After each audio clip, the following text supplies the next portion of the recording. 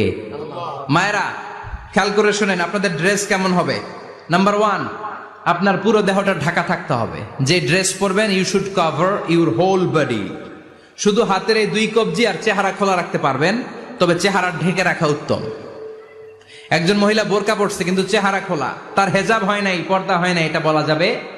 কিন্তু উত্তম হচ্ছে চেহারা ঢেকে রাখা, কারণ চেহারা সৌন্দর্যের রাজধানী। Face is the capital of beauty, ঠিক কিনা? চেহারা দেখলাম তো সব বোঝা গেল, ঠিক কিনা?